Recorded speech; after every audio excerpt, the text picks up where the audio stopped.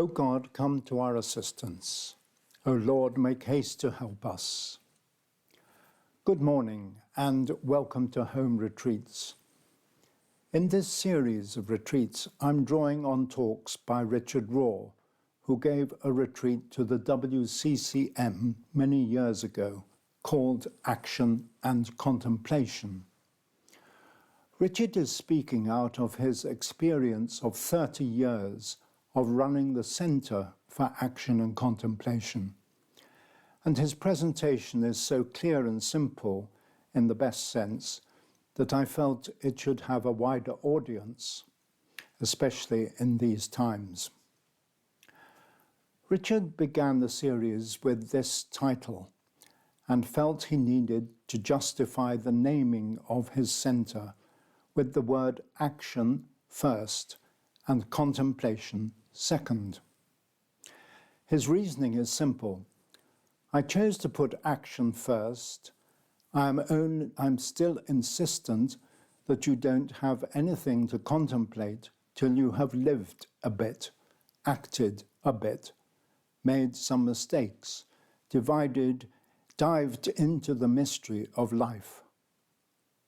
Otherwise, you too often, it seems to me, end up contemplating your navel and calling it the great mystery or calling it God.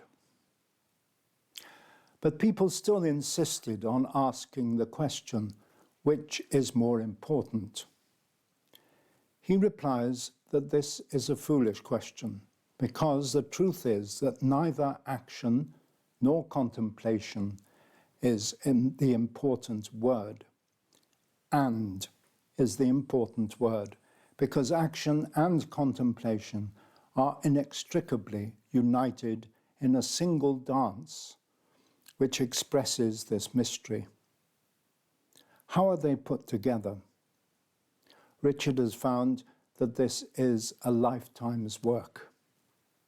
He says, it certainly is the great art form to begin perhaps in mysticism and to end in what looks like politics.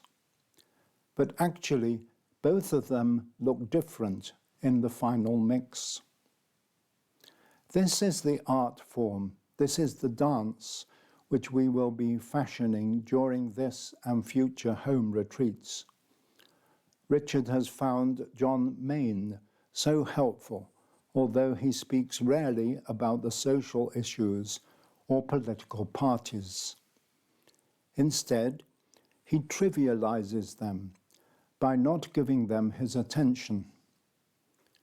And Richard himself realizes that when he emerges from Lent, some years, which he spends in his hermitage without internet or media or TV, he finds he has missed nothing of substance in the world.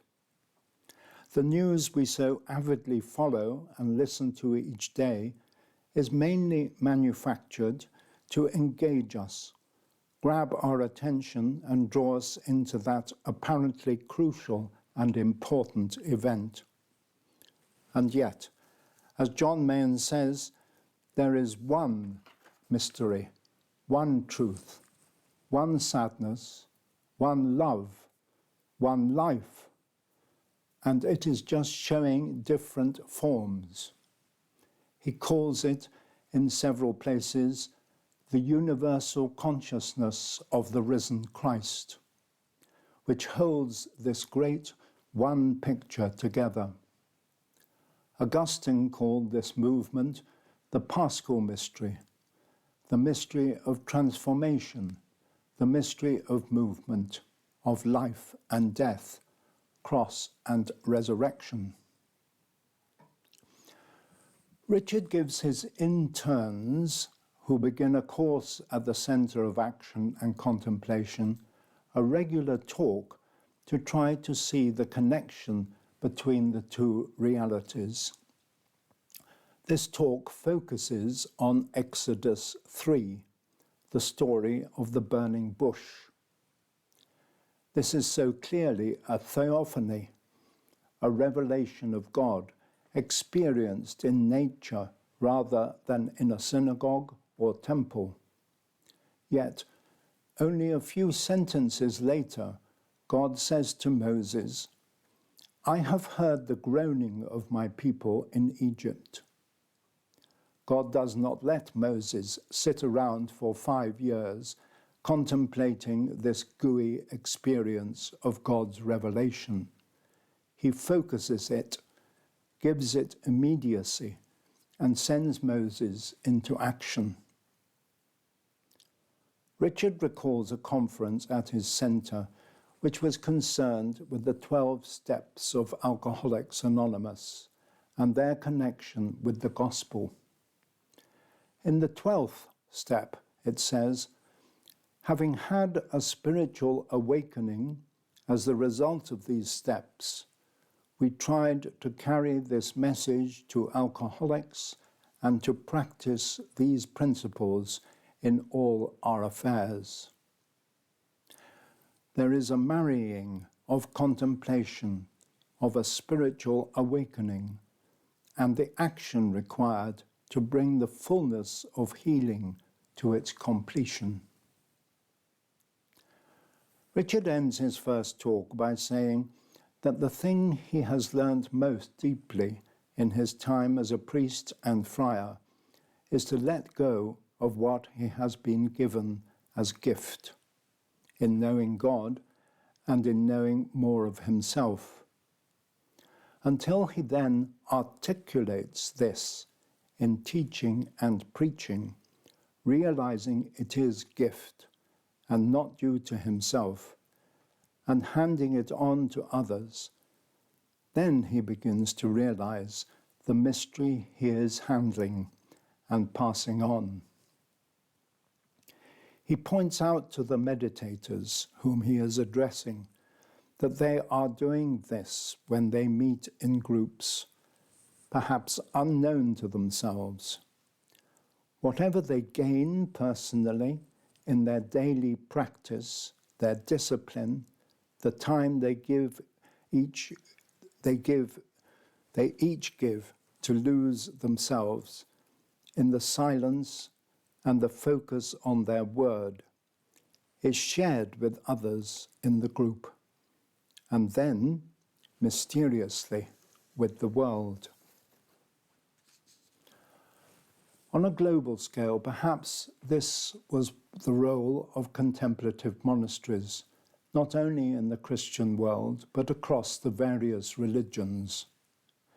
These large or small groups, however active or enclosed they may be, are witnessing to this great mystery of life and death, of passion and resurrection. Today, through widespread knowledge and practice of many of the monastic practices, recitation of the Psalms, Lectio Divina, and meditation, a tipping point could be reached among members of the human race, which could move us on beyond some of the negative aspects of our world: the new nationalism, the populist politicians, the strongmen leaders, and war. The planet itself, our common home, is sending us powerful messages to wake up and pay attention. One danger is perhaps to focus on climate change alone and throw ourselves into action to save the planet, without engaging in the necessary contemplative side of the coin. Hence the need to take note of Richard's message in this first of 8 talks in this series. If you download the talk, you will find some resources below: a couple of films on Cistercian monks and nuns, a reflection from Joan Chittister, and an article about being versus doing.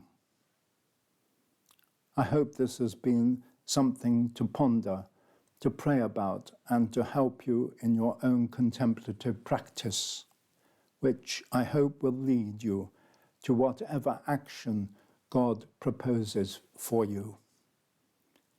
Thank you for listening, and God bless you all.